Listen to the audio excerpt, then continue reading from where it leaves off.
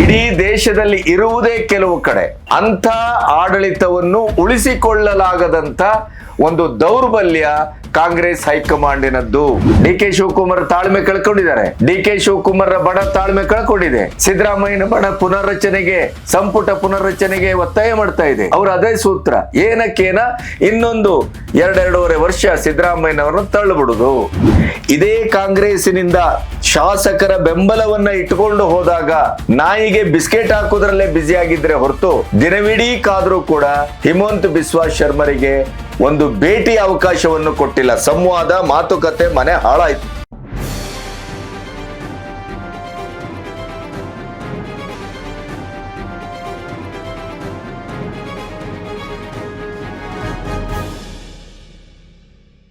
ನಮಸ್ತೆ, B Ganapati news ಚಾನೆಲ್ಗೆ ಸ್ವಾಗತ.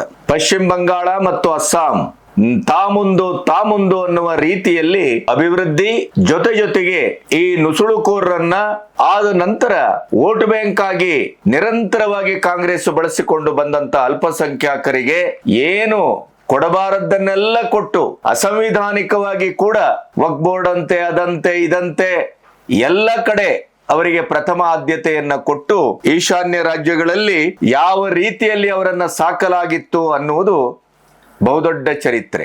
ಈಗ UCC ಯೂನಿಫಾರ್ಮ್ ಸಿವಿಲ್ ಕೋಡ್ 6 ತಿಂಗಳಲ್ಲಿ ಅಲ್ಲಿ ನಾವು ಜಾರಿ ಮಾಡ್ತೇವೆ ಅಂತ ಏನು ಚುನಾವಣಾ ಸಂದರ್ಭದಲ್ಲಿ ಅಮಿತ್ ಶಾ ಭರವಸೆ ಕೊಟ್ಟಿದ್ರು. ಅಸ್ಸಾಂ ಮತ್ತು ಸುವೇಂದು ಅಧಿಕಾರಿ ಅವರ ನೇತೃತ್ವದಲ್ಲಿ ಬಂಗಾಳದಲ್ಲಿ ಕೂಡ ಈಗ ಅದರ ಚಾಲನೆ ಆರಂಭ ಆಗಿದೆ. ಅದರ ಜೊತೆಗೆ ಸಾರ್ವಜನಿಕ ಸ್ಥಳದಲ್ಲಿ ನಮಾಜ್ ಮಾಡಬಾರ್ದು ಅಂತ ಹೇಳಿದ್ರಲ್ಲ, ಅದರ ಜೊತೆಗೆ ಈಗ ನೀವು ಬಾಂಗ್ ಹೊಡೆಯುವಂಗೂ ಇಲ್ಲ, ಮೈಕ್ ಅನ್ನ ಬಳಸಿ ದಿನಕ್ಕೆ 5-6 ಬಾರಿ ನಿಮಗೆ ಬೇಕಾದಾಗೆ ಕೂಗ್ತಾ ಯಾವುದೇ ಸಾಮಾಜಿಕವಾದಂತ ಅಸ್ತವ್ಯಸ್ತ, ಅನಾರೋಗ್ಯ, ಶಿಕ್ಷಣ ಯಾವುದೂ ಇಲ್ಲದೇನೆ ನಿಮ್ಮಷ್ಟಿಗೆ ನೀವು ಮತದ ಹೆಸರಿನಲ್ಲಿ ಕೂಗ್ತಾ ಇದ್ರಲ್ಲ, ಅದಕ್ಕೂ ಈಗ ನಿರ್ಬಂಧ ಹೇರಲಾಗಿದೆ. ಇದಕ್ಕಿಂತ ಮುಖ್ಯವಾಗಿ ಅಭಿಷೇಕ್ ಬ್ಯಾನರ್ಜಿಯಿಂದ ಹಿಡಿದು ಅವರ ಹೆಂಡತಿಯ ಹಗರಣ ಇತ್ಯಾದಿ ಈಗ ಅವರನ್ನ ಸಂಪೂರ್ಣವಾಗಿ ಲಾಕ್ ಮಾಡಲಾಗಿದೆ. ಅಭಿಷೇಕ್ ಬ್ಯಾನರ್ಜಿ ಬೀದಿಗೆ ಬಿದ್ದ ಆಯ್ತು. ಇದರ ಒಂದು ಒಟ್ಟೊಟ್ಟಿಗೆನೆಯಲ್ಲಿ ಏಕಕಾಲದಲ್ಲಿ ಏನೇನೆಲ್ಲ ಆಗ್ತಾ ಇದೆ ಅಂತಂದ್ರೆ ನಿಮಗೆ ಆಶ್ಚರ್ಯ ಆಗ್ಬೋದು. ಅಲ್ಲಿ ಪ್ರತಿ ಒಬ್ಬ TMC ಗೂಂಡಾಗಳು, ನೊಟೋರಿಯಸ್ಗಳು, ಅತ್ಯಾಚಾರಿಗಳು, ಕೊಲೆಗಡಕರು, ಸಮಾಜದ ದ್ರೋಹಿಗಳು, ದೋಚುವವರು ಯಾರೆಲ್ಲ ಇದ್ರೋ ಅಂಥವ್ರನ್ನೆಲ್ಲರನ್ನ ಒನ್ ಬೈ ಒನ್ ಹೆಡೆಮುರಿ ಕಟ್ಟುವ ಕೆಲಸ ಆಗಿದೆ. ನಂಬರ್ 1 ಹಂತದಲ್ಲಿದ್ದಂಥ TMCಯ 6 ನೊಟೋರಿಯಸ್ ಗೂಂಡಾಗಳನ್ನ ಈಗಾಗಲೇ ಜೈಲಿಗಟ್ಟಲಾಗಿದೆ. ಹೀಗೆ ಕ್ಷಣಕ್ಕೂ ಅಲ್ಲಿ ಪರಿಸ್ಥಿತಿ ಬದಲಾಗ್ತಾ ಇದೆ. ಬಂಗಾಳವನ್ನ ಅತ್ಯಂತ ತೀವ್ರವಾಗಿ ಸ್ವಚ್ಛಗೊಳಿಸುವ ಮತ್ತು ಶಾಂತಿಯುತವಾದಂತ ನಾಡಾಗಿ ಕಟ್ಟುವ ಎಲ್ಲ ಕೆಲಸಗಳು ಭರದಿಂದ ಸಾಗ್ತಾ ಇದೆ. ಇದರ ಮಧ್ಯೆ ಕೇರಳದಲ್ಲಿ ಏನಾಗಿದೆ? ಈ ಕಾಂಗ್ರೆಸ್ಸಿಗರಿಗೆ ಸಮಸ್ಯೆ ಏನು ಗೊತ್ತಾ? ಸೋಲಿನ ಶತಕದತ್ತ ತೀವ್ರಗತಿಯಲ್ಲಿ ರಾಹುಲ್ ಗಾಂಧಿ ಮುನ್ನುಗ್ಗುತ್ತಾ ಇದ್ದಾರೆ. ಇಡೀ ದೇಶದಲ್ಲಿ ಇರುವುದೇ ಕೆಲವು ಕಡೆ ಅಂಥ ಆಡಳಿತವನ್ನು ಉಳಿಸಿಕೊಳ್ಳಲಾಗದಂತ ಒಂದು ದೌರ್ಬಲ್ಯ ಕಾಂಗ್ರೆಸ್ ಹೈಕಮಾಂಡಿನದ್ದು. ಕರ್ನಾಟಕದಲ್ಲಿ ಸಿದ್ದರಾಮಯ್ಯ ಮತ್ತು DK ಶಿವಕುಮಾರ್ ಅವರ ಬಡ ರಾಜಕೀಯದಿಂದ ಇಡೀ ರಾಜ್ಯವೇ ಹೇಗೆ ಬಡವಾಗ್ತಾ ಇದೆ, ಇಡೀ ರಾಜ್ಯವೇ ಹೇಗೆ ಕುಸಿತಾ ಇದೆ ಆರ್ಥಿಕವಾಗಿ, ಇದೆಲ್ಲವನ್ನ ನಾವು ನೋಡಿದ್ದೇವೆ. ಮೊನ್ನೆ ಮೋದಿ ಅವರು ಅದನ್ನೇ ಹೇಳಿದ್ರು. ಅದರ ಅಣ್ತಂಬದಿಕ್ಕಳ ಹಾಗೆ ಈಗ ಅಲ್ಲಿ 140 ಸೀಟಲ್ಲಿ 102 ಸೀಟನ್ನ UDF ಗೆದ್ದಿದೆ. ಮುಸ್ಲಿಂ ಲೀಗ್ ಬೆಂಬಲದಿಂದ ಚಾರಿತ್ರಿಕವಾದ ವಿಜಯವನ್ನ ಕಾಂಗ್ರೆಸ್ ಕೇರಳದಲ್ಲಿ ಸಾಧಿಸಿದೆ. ಆದರೆ ಅಲ್ಲಿ CM ಅನ್ನ ಯಾರು ಮಾಡಬೇಕು, ಯಾವತ್ತಾಗಬೇಕು ಅನ್ನೋದೇ ಅನಿಶ್ಚಿತ. ಬುಧವಾರವೇ ಫೈನಲ್ ಆಗತ್ತೆ. ವೇಣುಗೋಪಾಲ್ ಮುಖ್ಯಮಂತ್ರಿ ಅಂದ ತಕ್ಷಣ ಇಲ್ಲಿಯ ಹಾಗೆ ಸಿದ್ದರಾಮಯ್ಯ ಹೊರಗಡೆಯಿಂದ ಬಂದು 2 ಬಾರಿ ಮುಖ್ಯಮಂತ್ರಿ. ಆದ್ರೆ ದುಡ್ದದ್ಯಾರು, ಗೈದದ್ಯಾರು, ಶ್ರಮಿಸಿದ್ಯಾರು, 136 ಸೀಟ್ ತಂದದ್ಯಾರು? DK ಶಿವಕುಮಾರ್ಗೆ ಚೊಂಬು. DK ಶಿವಕುಮಾರ್ ಕೇವಲ ಉಸ್ತುವಾರಿಯಾಗಿ ಉಪಮುಖ್ಯಮಂತ್ರಿ, KPCC ಅಧ್ಯಕ್ಷತೆ ಅಷ್ಟಕ್ಕೆ. ಆದ್ರೆ ಇಷ್ಟೆಲ್ಲ ದುಡಿಬೇಕಾಗಿರ್ಲಿಲ್ಲ DK ಶಿವಕುಮಾರ್ ದುಡಿಮೆಗೆ ತಕ್ಕ ಪ್ರತಿಫಲ ಕೂಲಿ ದಕ್ಕಬೇಕು ಅಂತಾದ್ರೆ ಅದು ಏಕೈಕ CM ಪಟ್ಟ. ಆದ್ರೆ ಅಧಿಕಾರದ ಹಂಚಿಕೆ ಅನ್ನುವ ಸೂತ್ರದಡಿಯಲ್ಲಿ ಡಿ.ಕೆ. ಶಿವಕುಮಾರ್ಗೆ ಹೇಗೆ ಇವತ್ತು ಮೋಸ ಆಗ್ತಾ ಇದೆಯೋ ಅದೇ ರೀತಿಯಲ್ಲಿ ಕೇರಳದ ಗ್ರಾಸ್ ರೂಟ್ ಲೆವೆಲ್ಲಿನ ಕಾರ್ಯಕರ್ತರ ಹೀರೋ, ಸಂಘಟನೆಯ ಚತುರ, ಇಡೀ ಈ 102 ಸೀಟು UDFಗೆ ಬರಬೇಕು ಅಂತ ಆದ್ರೆ ಕಾಂಗ್ರೆಸ್ಸಿನ ಪ್ರಬಲವಾದಂತ ಸಂಘಟನೆಯನ್ನ ಮಾಡಿ ಗ್ರಾಸ್ ರೂಟ್ ಲೆವೆಲ್ ಅಲ್ಲಿ ಮತವನ್ನ ಕ್ರೋಢೀಕರಿಸಿದಂಥವ್ರು ಯಾರು ಅಂದ್ರೆ ವಿ ಡಿ ಸತೀಶ್ಗೆ ಇವತ್ತಲ್ಲಿ ಚೊಂಬು ಕೊಡುವ ಕೆಲಸವನ್ನ ಸ್ವತಃ ರಾಹುಲ್ ಗಾಂಧಿ ಮಾಡ್ತಾ ಇದ್ದಾರೆ. ರಾಹುಲ್ ಗಾಂಧಿ ಮತ್ತು ಪ್ರಿಯಾಂಕಾ ವಾದ್ರರ ಮಧ್ಯೆ ಕೌಟುಂಬಿಕವಾಗಿ ಅಲ್ಲ, ರಾಜಕೀಯವಾಗಿ ಅತ್ಯಂತ ಹಣಾಹಣಿಯಾಗ್ತಾ ಇದೆ. ಈ ಎಲ್ಲ ವಿವರಗಳನ್ನ ನಿಮ್ಮೊಟ್ಟಿಗೆ ಹಂಚ್ಕೋಬೇಕು. ಇಲ್ಲಿಯವರೆಗೆ ನನ್ನ ಚಾನೆಲ್ ಅನ್ನ ಸಬ್ಸ್ಕ್ರೈಬ್ ಮಾಡದೇ ಇದ್ರೆ ಸಬ್ಸ್ಕ್ರೈಬ್ ಮಾಡಿ, ಸ್ವತಂತ್ರ ಪತ್ರಿಕೋದ್ಯಮಕ್ಕೆ ನೆರವಾಗಿ. ನೋಡಿ, ಕೇರಳ ಪಾಲಿಟಿಕ್ಸ್ ನಲ್ಲಿ ಇವರಿಗೆ ಗೆದ್ರೂ ಕಷ್ಟ, ಕಾಂಗ್ರೆಸ್ನವರಿಗೆ ಸೋತ್ರಂತೂ ಬಿಡಿ, ಅದು ಮತಚೋರಿ, EVM, ಮೋದಿ, ಅಮಿತ್ ಶಾ, ಚುನಾವಣಾ ಕಮಿಷನರು, ಅವರಿಗೆ ಅವರದೇ ಆದಂತ ಒಂದು ಖಚಿತವಾದಂತ ಒಂದು ಲಿಸ್ಟ್ ಇದೆ. ಸೋಲಿಗೆ ಕಾರಣ ಏನು ಅನ್ನೋದಕ್ಕೆ ಅವರ ಹತ್ರ ಒಂದು ಲಿಸ್ಟ್ ಇದೆ. ಅದು ರಾಜ್ಯ ಮಾತ್ರ ಬದಲು ಅಷ್ಟೇ, ಕಾಪಿ ಪೇಸ್ಟ್ ಮಾಡ್ತಾರೆ. ಅದೇ ಗೆದ್ರೆ ಅಲ್ಲಿ ಈ ರೀತಿಯ ಯಾವ ಮಾತುಗಳು ಅವ್ರ ಹತ್ರ ಬರುವುದಿಲ್ಲ. ಇನ್ನು ಅವರಿಗೆ ಎಲ್ಲೋ ಅಲ್ಪ ಒಂದೆರಡು ಗೆಲುವು ಸಿಕ್ಕಿದೆ ಅಂತ ಆದ್ರೆ ಆ ಗೆಲುವನ್ನು ಕೂಡ ಭವಿಷ್ಯದ ಒಂದು ಭದ್ರ ಬುನಾದಿಯಾಗಿ ಅಸ್ತ್ರವಾಗಿ ಕಟ್ಟುವುದಕ್ಕೆ ಕಾಂಗ್ರೆಸ್ನಿಂದ ಆಗ್ತಾ ಇಲ್ಲ. ಅಂಗೈಯಲ್ಲಿ ಬೆಣ್ಣೆ ಇಟ್ಟುಕೊಂಡು ಊರೆಲ್ಲ ಹುಡುಕಿದ ಕತೆ ಪ್ರತಿ ರಾಜ್ಯದ ಕತೆ. ಈಗ ನೋಡಿ, ಇಲ್ಲಿ DCM ಮತ್ತು CM ಮಧ್ಯೆನ ಕರ್ನಾಟಕದ ಈ ಗುಂಪುಗಾರಿಕೆಯ ಅತಿರೇಕದ ಆತ್ಯಂತಿಕ ಸ್ಥಿತಿ ಎಲ್ಲಿಗೆ ಹೋಗುತ್ತೆ ಅಂತಂದ್ರೆ ಅದು ಕಾಂಗ್ರೆಸ್ ಕೊನೆಗೆ ಹೋಳಾಗುವ, ಚೂರಾಗುವ, ಇಬ್ಬಾಗಾಗುವ ಈ ಎಲ್ಲ ಹಂತಕ್ಕೆ ಅದು ಬಂದು ನಿಲ್ಲುತ್ತೆ ಅನ್ನೋದು ಈಗ ಅದರ ಸೂಚನೆ ಸಿಗ್ತಾ ಇದೆ. ಡಿ.ಕೆ. ಶಿವಕುಮಾರ್ ತಾಳ್ಮೆ ಕಳ್ಕೊಂಡಿದ್ದಾರೆ. ಡಿ.ಕೆ. ಶಿವಕುಮಾರ್ ಬಣ ತಾಳ್ಮೆ ಕಳ್ಕೊಂಡಿದೆ. ಸಿದ್ದರಾಮಯ್ಯನ ಬಣ ಪುನರ್ರಚನೆಗೆ, ಸಂಪುಟ ಪುನರ್ರಚನೆಗೆ ಒತ್ತಾಯ ಮಾಡ್ತಾ ಇದೆ. ಅವ್ರ ಅದೇ ಸೂತ್ರ, ಏನಕ್ಕೇನ ಇನ್ನೊಂದು 2.5 ವರ್ಷ ಸಿದ್ದರಾಮಯ್ಯನವರನ್ನ ತಳ್ಳಿಬಿಡುದು, ಇಲ್ಲದೆ ಇದ್ರೆ ಖರ್ಗೆ ಅವರು ಅಥವಾ ಪರಮೇಶ್ವರ್ ಅಂತ ಆ ಬೆದರು ಬೊಂಬೆಯನ್ನ ಎದುರಿಟ್ಟು ದಲಿತಾಸ್ತ್ರವನ್ನ ಬಳಸೋದು, ಅಹಿಂದಾಸ್ತ್ರವನ್ನ ಬಳಸೋದು. ಇದೇ ರೀತಿಯಲ್ಲಿ ನಿರಂತರವಾಗಿ ಮುಂದೋಗ್ತಾ ಇದೆ. ಇದರ ತಮ್ಮನ ರೀತಿ ಕೇರಳದಲ್ಲಿ ಈಗಲೇ ಆರಂಭ ಆಗಿದೆ. ಪಂಚರಾಜ್ಯ ಚುನಾವಣೆ ಆಯ್ತು, ಫಲಿತಾಂಶವೂ ಬಂತು. ಬಿಜೆಪಿ NDA ಗೌರ್ಮೆಂಟ್ ಗೆದ್ದಲ್ಲೆಲ್ಲ ಕಡೆ ಮುಖ್ಯಮಂತ್ರಿಗಳ ಪದಗ್ರಹಣ ಆಯಿತು. ಆದ್ರೆ ಇನ್ನೂವರೆಗೂ UDF 102 ಸೀಟನ್ನ ಭರ್ಜರಿಯಾಗಿ ಗೆದ್ದುಕೊಂಡ್ರು ಕೂಡ ಮುಖ್ಯಮಂತ್ರಿ ಯಾರು ಅನ್ನೋದು ಫೈನಲ್ ಆಗಿಲ್ಲ. ಮುಸ್ಲಿಂ ಲೀಗ್ ಈಗಾಗ್ಲೇನೆ ಕೆರಳಿ ಕೆಂಡಾಗಿದೆ. ಇಷ್ಟು ಬಲವಾದಂತ ಒಂದು ವಿಜಯವನ್ನ ನಾವು ಚಾರಿತ್ರಿಕವಾಗಿ ಪಡೆದಿದ್ದೇವೆ. ನಿಮಗೆ ಒಂದು ಮುಖ್ಯಮಂತ್ರಿಯನ್ನ ಫೈನಲ್ ಮಾಡ್ಲಿಕ್ಕಾಗಿಲ್ಲಲ್ಲ, ನೀವು ಯಾವ ರೀತಿಯ ರಾಷ್ಟ್ರೀಯ ಪಕ್ಷ ಅಂತ ಕೇಳಿದೆ. ಅದು ಕಾರಣ ಏನು ಅಂತಂದ್ರೆ ಇಲ್ಲಿ ರಾಹುಲ್ ಗಾಂಧಿಯವರ ಹಠ. ದುಡಿದವನಿಗೆ ಬೆಲೆ ಇಲ್ಲ, ಅವನಿಗೆ ಕವಡೆ ಕಾಸಿನ ಕಿಮ್ಮತ್ತು ಇಲ್ಲ.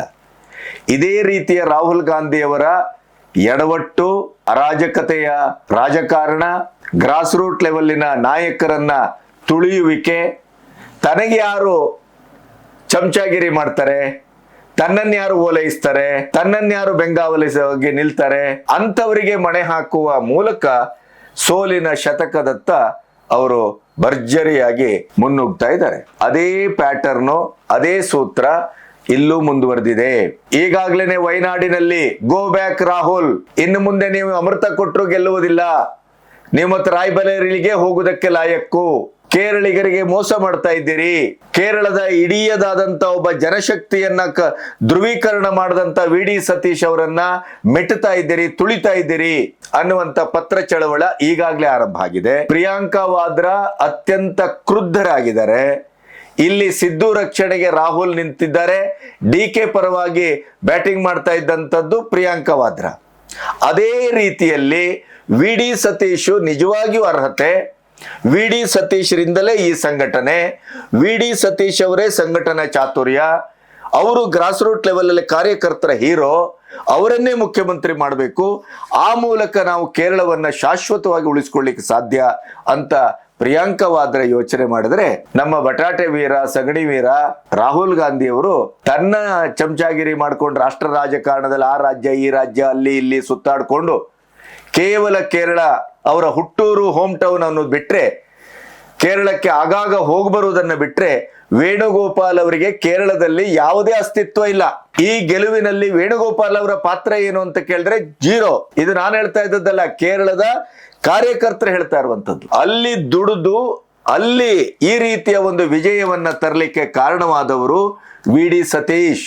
ನಮ್ಮ ಡಿ.ಕೆ. ಶಿವಕುಮಾರ್ ಇದ್ದ ಹಾಗೆ ಇಲ್ಲಿ ಡಿ.ಕೆ. ಶಿವಕುಮಾರ್ಗೆ ಯಾವ ರೀತಿ ಅನ್ಯಾಯ ಆಗ್ತಾ ಇದೆಯೋ ಅಲ್ಲೂ ಅದೇ ರೀತಿಯಲ್ಲೇ ಈಗ ಅನ್ಯಾಯ ಆಗ್ತಾ ಇದೆ. ವೇಣುಗೋಪಾಲ್ ಅವರೇ 45ರಿಂದ 50 ಶಾಸಕರ ಬೆಂಬಲ ಇದೆ. ಆಮೇಲೆ 5 ಹಳೆಯ ಅಧ್ಯಕ್ಷರು ಈಗ ಕಾರ್ಯದರ್ಶಿಗಳು ಅವರ ಬೆಂಬಲ ಇದೆ. ಆ ಲೆವೆಲ್ ನಲ್ಲಿ ನೋಡಿದಾಗ ವಿ.ಡಿ. ಸತೀಶ್ ಅವರಿಗೆ ಬೆಂಬಲ ಇಲ್ಲ ಅನ್ನೋದು ರಾಹುಲ್ ಗಾಂಧಿ ಅವರ ಅಬ್ಸರ್ವರ್ ಆಗಿ ಬಂದಂತವರ ಅಂಬೋಣ. ಕೊನೆಗೂ ನೋಡಿ, ಒಲ್ಲದ ಹೆಂಡತಿ ಬಡಿಸಿದ್ರೆ ಮೊಸರಲ್ಲಿ ಕಲ್ಲು. ಈಗ ವಿ.ಡಿ. ಸತೀಶ್ ಅವರನ್ನ ಕಂಡ್ರೆ ರಾಹುಲ್ ಗಾಂಧಿಗೆ ಆಗುದಿಲ್ಲ. ಕಾರಣ ಅವರದೇ ಆದಂತದ್ದು 2 ಹೊರಗೆ ಬರ್ತಾ ಇದೆ. ಒಂದು, ಕೊಚ್ಚಿಯಿಂದ ನೇರವಾಗಿ ಮಂಗಳೂರಿಗೆ ಬಂದು ಅದಾನಿಯವರನ್ನ ಭೇಟಿ ಮಾಡಿದ್ದಾರೆ. ಯಾರು? ವಿ.ಡಿ. ಸತೀಶ್.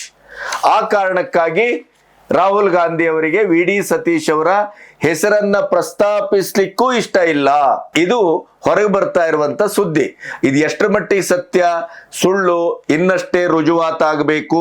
ಆದರೆ ಕೇರಳದಲ್ಲಿರುವಂತ ಕಾಂಗ್ರೆಸ್ಸಿನ ಕಾರ್ಯಕರ್ತರು, ನಿಜವಾದ ಕಾಂಗ್ರೆಸ್ಸಿಗರು, ಕಾಂಗ್ರೆಸ್ಸಿನ ನಾಯಕರು ಇವರೆಲ್ಲರೂ ಒಕ್ಕೊರಲಿಂದ ಹೇಳ್ತಾ ಇರುವಂತದ್ದೇನು, ವಿ.ಡಿ. ಸತೀಶ್ ಅವರೇ ಈ ವಿಜಯಕ್ಕೆ ಅರ್ಹರು, ಕಾರಣರು. ಅವರ ದುಡಿಮೆಯೇ, ಅವರ ಸಂಘಟನಾ ಚಾತುರ್ಯವೇ ಇಲ್ಲಿ ವರ್ಕೌಟ್ ಆಗಿದೆ. ಆದ್ರಿಂದ ಅವರಿಗೆ ಈ ಸಿಎಂ ಪದವಿ ದಕ್ಕತಕ್ಕದ್ದು. ವೇಣುಗೋಪಾಲ್ ಅಂತ ಆಗಾಗ ಬಂದು ಹೋಗುವ ರಾಹುಲ್ ಗಾಂಧಿ ಅವರಿಗೆ ಆಪ್ತರು, ರಾಹುಲ್ ಗಾಂಧಿ ಅವರ ಬಂಟ, ರಾಹುಲ್ ಗಾಂಧಿ ಅವರ ಒಂದು ಅಕ್ಕಪಕ್ಕದಲ್ಲೇ ಇದ್ದುಕೊಂಡು ಚಮಚಾಗಿರಿ ಮಾಡ್ತಾ ಇರುವಂತವ್ರು, ಆ ಕಾರಣಕ್ಕಾಗಿ ಅವರನ್ನು ನೀವು ಸಿಎಂ ಮಾಡ್ತೀರಿ ಅಂತ ಆದ್ರೆ ಇದು ನಿಜವಾದ ನಾಯಕನಿಗೆ, ಹೋರಾಟಗಾರನಿಗೆ, ಸಂಘಟಕನಿಗೆ, ಅವನ ದುಡಿಮೆಗೆ, ಶ್ರಮಕ್ಕೆ, ಪಕ್ಷನಿಷ್ಠೆಗೆ ಮಾಡಿದ ಮಹಾದ್ರೋಹ. ಆದ್ರಿಂದಲೇ ರಾಹುಲ್ ಗಾಂಧಿ ಗೋ ಬ್ಯಾಕ್ ಅಂತ ಪತ್ರ ಚಳವಳಿ, ಗೋಡೆ ಬರಹದ ಚಳವಳಿ ಈಗಾಗಲೇ ಆರಂಭ ಆಗಿದೆ. ಪ್ರಿಯಾಂಕಾ ವಾದ್ರಾ ನಿಜವಾಗಿಯೂ ದುಡಿದವರು ವಿ.ಡಿ. ಸತೀಶ್, ಆದ್ರಿಂದ ಅವರಿಗೇನೆ ಸಿಎಂ ಪಟ್ಟ ಹೋಗಬೇಕು. ಆಮೇಲೆ ವಯನಾಡು ಮತ್ತು ತಾನು ಎರಡೂ ನಮ್ಮ ಕ್ಷೇತ್ರ ಅಲ್ಲೇ ಇದೆ. ಆದ್ರಿಂದ ನಾವು ಕ್ಷೇತ್ರ ರಕ್ಷಣೆಯನ್ನು ಮಾಡ್ಕೋಬೇಕು. ಕೇರಳ ನಮ್ಮ ನಿಜವಾದ ಭವಿಷ್ಯದ ಟ್ರಂಪ್ ಕಾರ್ಡು. ಆ ಕಾರಣಕ್ಕಾಗಿ ನಾವು ವಿ.ಡಿ. ಸತೀಶ್ ಅಂತವರನ್ನ ನಾವು ಕಡೆಗಣನೆ ಮಾಡಬಾರದು, ನಿರ್ಲಕ್ಷ್ಯ ಮಾಡಬಾರದು, ಅವರ ದುಡಿಮೆಗೆ ಪ್ರತಿಫಲ ಸಿಕ್ಕತಕ್ಕದ್ದು ಅನ್ನುವಂಥದ್ದನ್ನ ವಾದಿಸ್ತಾ ಇದ್ದಾರೆ. ಪ್ರಿಯಾಂಕಾ ವಾದ್ರಾ ಮತ್ತು ರಾಹುಲ್ ಗಾಂಧಿಯ ಮಧ್ಯೆ ದೊಡ್ಡ ಕಂದಕ ಈ ವಿಷಯದಲ್ಲಿ ಬಂದು ಆಗಿದೆ. ಪ್ರಿಯಾಂಕಾ ವಾದ್ರನಿಗೆ, ಅವರ ವಾಯ್ಸಿಗೆ ರಾಹುಲ್ ಗಾಂಧಿಯ ನೇತೃತ್ವದ ಹೈಕಮಾಂಡ್ ಅಲ್ಲಿ ಕವಡೆ ಕಾಸಿನ ಬೆಲೆಯೂ ಇಲ್ಲ ಅನ್ನೋದು ಕರ್ನಾಟಕದ ಮೂಲಕ ಈಗಾಗಲೇ ಸಾಬೀತಾಗಿದೆ. ಕೇರಳದಲ್ಲಿ ಈಗ ಸಾಬೀತು ಆಗ್ತಾ ಇದೆ ಅಷ್ಟೇ. ವಿನಾಶಕಾಲೆ ವಿಪರೀತ ಬುದ್ಧಿ. ಇದರ ಪರಿಣಾಮ ಏನು ನೋಡಿ. ಈಗಾಗಲೇ ಹಲವು ಕ್ಷೇತ್ರಗಳಲ್ಲಿ, ಹಲವು ರಾಜ್ಯಗಳಲ್ಲಿ ಬಿಜೆಪಿಯ ಕಾರ್ಯಾಚರಣೆಯನ್ನ ನೀವು ಗಮನಿಸಿದ್ದೀರಿ. ಅಸ್ಸಾಂ ಉದಾಹರಣೆ ಇದೆ, ಮಹಾರಾಷ್ಟ್ರ ಉದಾಹರಣೆ ಇದೆ, ಬಿಹಾರ ಉದಾಹರಣೆ ಇದೆ. ಈಗ ಲೇಟೆಸ್ಟ್ ಅಂದ್ರೆ ಚಾರಿತ್ರಿಕವಾದ ಉದಾಹರಣೆ ಬಂಗಾಳ. ಬಿಜೆಪಿ ಬಂಗಾಳದಲ್ಲಿ ಈ ರೀತಿಯ ಗೆಲುವನ್ನ ಪಡೆಯುತ್ತದೆ ಅಂತ ಯಾರೂ ನಿರೀಕ್ಷೆ ಮಾಡಿರಲಿಲ್ಲ. ಆದ್ರೆ ಸಾಧ್ಯ ಆಯಿತು. ಕಾರಣ ಏನು? ಇದೇ ಕಾಂಗ್ರೆಸ್ಸಿನಿಂದ ಶಾಸಕರ ಬೆಂಬಲವನ್ನ ಇಟ್ಟುಕೊಂಡು ಹೋದಾಗ ನಾಯಿಗೆ ಬಿಸ್ಕೆಟ್ ಹಾಕೋದ್ರಲ್ಲೇ ಬ್ಯುಸಿ ಆಗಿದ್ರೆ ಹೊರತು ದಿನವಿಡೀ ಕಾದ್ರೂ ಕೂಡ ಹಿಮಂತ್ ಬಿಸ್ವಾ ಶರ್ಮರಿಗೆ ಒಂದು ಭೇಟಿ ಅವಕಾಶವನ್ನು ಕೊಟ್ಟಿಲ್ಲ. ಸಂವಾದ, ಮಾತುಕತೆ ಮನೆ ಹಾಳಾಯ್ತು. ಭೇಟಿ ಅವಕಾಶವನ್ನು ಕೊಟ್ಟಿಲ್ಲ. ಆದ್ರಿಂದ ಏನಾಯ್ತು? ಒಬ್ಬ ನಿಷ್ಠಾವಂತ ಕಾರ್ಯಕರ್ತ, ಅತ್ಯಂತ ಪ್ರಬಲವಾದಂತ ಆತ್ಮಶಕ್ತಿ ಇರುವಂತ, ಸಾಂಸ್ಕೃತಿಕ ನೇತಾರಿಕೆ ಇರುವಂತ, ಬೌದ್ಧಿಕವಾದಂತ ಶ್ರೀಮಂತಿಕೆ ಇರುವಂತ, ಜನರ ಬಹಳ ನಾಡಿ ಮಿಡಿತವಾದ ಅರಿವಿರುವಂತ ಬಿಸ್ವಂತ್ ಶರ್ಮಾ ನೇರವಾಗಿ ಬಿಜೆಪಿಗೆ ಬರಬೇಕಾಯ್ತು. ಅದರ ಫಲ ಏನು? ಅಸ್ಸಾಂನಲ್ಲಿ 3ನೇ ಬಾರಿಗೆ ದಾಖಲೆಯ ವಿಜಯದೊಂದಿಗೆ ಪದಗ್ರಹಣ, ಮುಖ್ಯಮಂತ್ರಿ ಪಟ್ಟ. ಸುವೇಂದು ಅಧಿಕಾರಿ ಟಿಎಂಸಿಯ ಬಲಗೈ ಬಂಟ ಮಮತಾ ಬ್ಯಾನರ್ಜಿದು, ಸಿಎಂ ಟಿಎಂಸಿಯ ಎಲ್ಲವೂ ಅರಿತಿರುವಂತ ಒಬ್ಬ ಮಹಾನಾಯಕ ಕೇವಲ ಕುಟುಂಬ ರಾಜಕಾರಣಕ್ಕಾಗಿ ಈ ಆ ಅಳಿಯ ಬ್ಯಾನರ್ಜಿಗಾಗಿ ಏನ್ ಮಾಡಿದ್ರು, ಕೊನೆಗೂ ಅಭಿಷೇಕ್ ಬ್ಯಾನರ್ಜಿಗೋಸ್ಕರವೇ ಎಷ್ಟು ಜನರನ್ನ ಕಳ್ಕೊಂಡ್ರು. ಅದರಲ್ಲಿ ಬಹಳ ಮುಖ್ಯವಾದದ್ದು ಮಮತಾ ಬ್ಯಾನರ್ಜಿ ಕಳ್ಕೊಂಡು ಇವತ್ತು ಅದರ ಫಲವನ್ನ ಊಟ ಮಾಡ್ತಾ ಇರುವಂತದ್ದು ಸುವೇಂದು ಅಧಿಕಾರಿ. ಅಲ್ಲಿಂದ ನೇರವಾಗಿ ಬಿಜೆಪಿ ಬಂದ್ರು, ಮುಖ್ಯಮಂತ್ರಿ ಆದ್ರು. ಈಗ ನನಗನ್ನಿಸ್ತದೆ ವಿ ಡಿ ಸತೀಶ್ ಆ ದಾರಿಯಲ್ಲಿರುವಂತ ಒಬ್ಬ ನಾಯಕ, ಬಿಜೆಪಿಯ ಭವಿಷ್ಯದ ನಾಯಕ, ಬಿಜೆಪಿ ಕೇರಳದಲ್ಲಿ ಆಳುವಂತ ಒಂದು ನಿರೀಕ್ಷೆಯನ್ನು ಹುಟ್ಟುಹಾಕುವ ನಾಯಕನಾಗಿ ಬಹುಶಃ ಬೆಳೀತಾ ಇದ್ದಾರೇನೋ. ಅದಕ್ಕೆ ನೇರವಾದ ಅವಕಾಶವನ್ನ ಹಿಂದೆ ಹಿಮಂತ ಬಿಸ್ವಾ ಶರ್ಮಾ ಅವರ ಸಂದರ್ಭದಲ್ಲಿ ಯಾವ ರೀತಿ ನಡವಳಿಕೆಯನ್ನ ತೋರಿದ್ರು ರಾಹುಲ್ ಗಾಂಧಿ, ಅದರ ರಿಪಿಟೇಷನ್ ಆಗ್ತಾ ಇದೆ. ಇದರ ಮಧ್ಯೆ ಅದರ ಸೂಚನೆ ಏನು ಅಂತಂದ್ರೆ, ಕೇರಳದ ಏಕೈಕ ಎಂ ಪಿ ಮತ್ತು ಸಚಿವ ಸುರೇಶ್ ಗೋಪಿ ಅವರನ್ನ ವಿ ಡಿ ಸತೀಶ್ ಭೇಟಿಯಾಗಿದ್ದಾರೆ.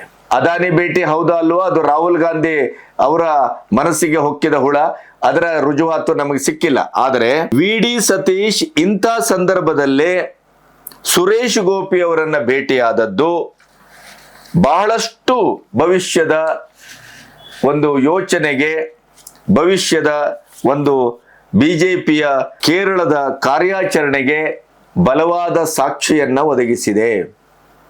ಮತ್ತೆ ಈಗಾಗಲೇ ವಿ ಡಿ ಸತೀಶ್ ಹೇಳ್ಬಿಟ್ಟಿದ್ದಾರೆ, ನನಗೇನಾದ್ರೂ ನೀವು ಸಿಎಂ ಪಟ್ಟದ ವಿಷಯದಲ್ಲಿ ಅನ್ಯಾಯ ಮಾಡಿದ್ರಿ ಅಂತ ಆದ್ರೆ ನಾನು ಕಾಂಗ್ರೆಸ್ನಲ್ಲಿ ಇರುವುದಿಲ್ಲ, ಕಾಂಗ್ರೆಸ್ಗೆ ಗುಡ್ ಬೈ. ಅವರ ಆ ಸಂದೇಶವನ್ನ ಈಗಾಗಲೇ ಕೊಟ್ಟಾಗಿದೆ. ತನ್ನ ಕಾಲ ಮೇಲೆ, ತನ್ನ ತಲೆಯ ಮೇಲೆ ಕೈಯಾರೆ ಬಂಡೆಯನ್ನ ಎಳ್ಕೊಳ್ಳೋದು ಅಂತಂದ್ರೆ ಇದು. ಕಾಲವೂ ಮುನಿದಿದೆ ಕಾಂಗ್ರೆಸ್ಸಿಗೆ, ಕೈಗೆ ಬಂದ ತುತ್ತು ಬಾಯಿಗಿಲ್ಲ. ಈ ವೇಣುಗೋಪಾಲ್ ಅವರನ್ನ ಹೊರಗಡೆಯಿಂದ ತಂದು ಕೂಡ್ರಿಸಿದ್ದ ಹಾಗೆ ಅಲ್ಲಿಯ ಕಾರ್ಯಕರ್ತರು ಭಾವಿಸ್ತಾ ಇದ್ದಾರೆ. ಹಾಗಾಗಿ ವಿ ಡಿ ಸತೀಶ್ರಂತ ನಾಯಕ ಅಸಮಾಧಾನಗೊಂಡ್ರೆ, ಅವರೇನಾದ್ರೂ ಬಿಜೆಪಿಗೆ ಬಂದ್ರು ಅಂತ ಆದ್ರೆ ನೋಡಿ, ಈಗಾಗಲೇ ಬಿಜೆಪಿಯಲ್ಲಿ ಭರ್ಜರಿ ಪರ್ಫಾರ್ಮ್ ಮಾಡ್ತಾ ಇದೆ. 3 ಸೀಟನ್ನ ಪಡ್ಕೊಂಡಿದೆ. ಅಷ್ಟೇ ಅಲ್ಲ, 16 ಕ್ಷೇತ್ರಗಳಲ್ಲಿ 2ನೇ ಪ್ಲೇಸು. ಇನ್ನು ಸಿಟಿಯಲ್ಲೇ ಸ್ಥಳೀಯ ಚುನಾವಣೆಯಲ್ಲಿ ಅದ್ಭುತವಾದಂತ ವಿಜಯವನ್ನ ಸಾಧಿಸಿದೆ. ಇದೇ ರೀತಿಯದ್ದು ಅಸ್ಸಾಂ ಮತ್ತು ಬಂಗಾಳದ ಒಟ್ಟು ಅಲ್ಲಿಯ ಆ ವಿಜಯದ ಇಡೀಯದಾದಂತ ನಕ್ಷೆಯನ್ನ ನೋಡಿದ್ರೆ ಸೇಮ್ ರಿಪೀಟ್ ಆಗುವ ಎಲ್ಲಾ ಲಕ್ಷಣಗಳು ಇಲ್ಲಿ ಕಾಣ್ತಾ ಇದೆ. ವಿ ಡಿ ಸತೀಶ್ ಏನಾದ್ರೂ ಕಾಂಗ್ರೆಸ್ ಇಂದ ಹೊರಗೆ ಬಂದ್ರೆ, ಬಿಜೆಪಿ ಸೇರಿದ್ರು ಅಂತಾದ್ರೆ ಮುಂದಿನ ಚುನಾವಣೆಯಲ್ಲಿ ಕೇರಳ ಕೂಡ ಕಮಲವನ್ನ ಅರಳಿಸುವುದರಲ್ಲಿ ಯಾವ ಸಂಶಯವೂ ಬೇಡ. ಕೋಲ್ ಕೊಟ್ಟು ಪೆಟ್ಟು ತಿನ್ನೋದು ಮತ್ತೆ ಈ ಮನೆ ಬಾಗಿಲಿಗೆ ಬಂದಂತ ಅವಕಾಶವನ್ನು ಕೂಡ ಬಳಸ್ಕೊಳ್ಳದೇನೆ ಕೈ ಚೆಲ್ಲುವಂತ ದುರ್ಬುದ್ಧಿ, ದುಷ್ಟತನ, ಅಜ್ಞಾನ ಏನಾದ್ರೂ ಇದ್ರೆ ಅದು ಕಾಂಗ್ರೆಸ್ಸಿನ ಹೈಕಮಾಂಡ್ಗೆ ಸೀಮಿತ ಅನ್ನೋದು ಮತ್ತೆ ಮತ್ತೆ ಪ್ರೂವ್ ಆಗ್ತಾ ಇದೆ. 102 ಸೀಟು 140ರಲ್ಲಿ ಇಂಥ ಅಭೂತಪೂರ್ವವಾದಂಥ ವಿಜಯವನ್ನ ಪಡೆದು ಕೂಡ UDF ಅತ್ಯಂತ ಸುಲಲಿತವಾಗಿ ಅಧಿಕಾರಕ್ಕೆ ಬರ್ತದೆ ಅಂತ ಭಾವಿಸಿದ್ರೆ, ಅಲ್ಲಿ ಮುಖ್ಯಮಂತ್ರಿ ಆಯ್ಕೆಯಲ್ಲೇ ಪ್ರಥಮ ಹೆಜ್ಜೆಯಲ್ಲೇ ಎಡುವ ಮೂಲಕ ಕೇರಳವನ್ನೂ ಕಳ್ಕೊಳ್ಳುವಂತ ಒಂದು ಸೂಚನೆಯನ್ನ ಕಾಂಗ್ರೆಸ್ ಕೊಟ್ಟಾಗಿದೆ. ಇನ್ನು ಕರ್ನಾಟಕದ ಕತೆ ಇನ್ನು ಕೆಲವೇ ದಿನಗಳಲ್ಲಿ ಗೊತ್ತಾಗುತ್ತೆ. ತಾಳ್ಮೆಗೂ ಒಂದು ಮಿತಿ ಇದೆ ಅಂತ ಬಹಳ ಸಾರಿ ಹೇಳಿದ್ದಾರೆ DK ಶಿವಕುಮಾರ್, ಸುರೇಶ್ ಕೂಡ. ಹಾಗಾಗಿ ಇಲ್ಲೂ ಕೂಡ ಕರ್ನಾಟಕ ಕೈತಪ್ಪುವ ಸಾಧ್ಯತೆ ಇದೆ. ಅದರ ಜೊತೆಗೆ ಕೇರಳ ಅಂಥ ವಿಜಯವನ್ನ ಪಡೆದು ಕೂಡ ಮುಖ್ಯಮಂತ್ರಿ ಆಯ್ಕೆಯಲ್ಲಿ ದುಡಿದವರಿಗೆ ಬೆಲೆ ಕೊಡದೇನೆ ಯಾರ್ಯಾರೋ ಚಮಚಾಗಿರಿ ಮಾಡ್ತಾರೆ, ತನ್ನೊಟ್ಟಿಗಿದ್ದಾರೆ ಅನ್ನುವ ಕಾರಣಕ್ಕಾಗಿ ಅಲ್ಲಿ ಅವರಿಗೆ CM ಮಾಡುವ ಮೂಲಕ ವಿ ಡಿ ಸತೀಶನಂತ ಒಬ್ಬ ನಿಜವಾದ ನಾಯಕನಿಗೆ ಮೋಸ ಆಗ್ತಾ ಇದೆ. ಆ ಮೋಸದ ಇಡೀಯದಾದ ಲಾಭ ಬಿಜೆಪಿಗಾಗುವ ಎಲ್ಲ ಲಕ್ಷಣಗಳು ಕಾಣ್ತಾ ಇದೆ. ಕಾಂಗ್ರೆಸ್ ಹೈಕಮಾಂಡ್ ಎಷ್ಟರ ಮಟ್ಟಿಗೆ ವೀಕ್ ಆಗಿದೆ ಅಂತಂದ್ರೆ, ಅದು ಯಾರನ್ನೂ ಸಮರ್ಥವಾಗಿ ಆಯ್ಕೆ ಮಾಡಲಾಗದ ಸ್ಥಿತಿಯಲ್ಲಿ ನಿಂತಿದೆ ಅನ್ನೋದಕ್ಕೆ ಕರ್ನಾಟಕ ಮತ್ತು ಕೇರಳ ಉಜ್ವಲವಾದ ಉದಾಹರಣೆ. ಕನಿಷ್ಠ ಪಕ್ಷ ಪ್ರಿಯಾಂಕಾ ವಾದ್ರಾ ಅವರನ್ನ, ಅವರ ಮಾತನ್ನ, ಅವರ ಸಲಹೆ ಸೂಚನೆಯನ್ನ ರಾಹುಲ್ ಗಾಂಧಿ ಕೇಳಿಸಿಕೊಳ್ಳುವ ತಾಳ್ಮೆಯನ್ನಾದರೂ ಹೊಂದಿದ್ರೆ ಕಾಂಗ್ರೆಸ್ಸಿಗೆ ಇಂಥ ದುಸ್ಥಿತಿ ಬರ್ತಿರ್ಲಿಲ್ಲ. ಕೊನೆಗೂ ನೀವು ಮಾಡಿದ್ದನ್ನ ನೀವೇ ಊಟ ಮಾಡಬೇಕು. ಈ 78 ವರ್ಷದಲ್ಲಿ 60 ವರ್ಷ ಆಳಿದವರು ಯಾವ್ಯಾವ ರಾಜ್ಯಕ್ಕೆ ಏನೇನು ರಾಷ್ಟ್ರಪತಿ ಹೆಸರಿನಲ್ಲಿ, ಇನ್ನೊಂದು ಹೆಸರಿನಲ್ಲಿ ಏನೇನೆಲ್ಲ ಮಾಡಿದ್ದೀರಿ, ಏನೇನೆಲ್ಲ ಕಾರಸ್ಥಾನವನ್ನು ಮಾಡಿದ್ದೀರಿ, ಏನೇನೆಲ್ಲ ಅನ್ಯಾಯವನ್ನು ಮಾಡಿದ್ದೀರಿ, ಅದೆಲ್ಲದರ ಬಡ್ಡಿ, ಚಕ್ರ ಬಡ್ಡಿ ಸಮೇತ ಈಗ ಅನುಭವಿಸುವ ಕಾಲ ಸನ್ನಿಹಿತವಾಗಿದೆ. ಅದಕ್ಕೆ ಕೇರಳ ಹೊಸ ಉದಾಹರಣೆ.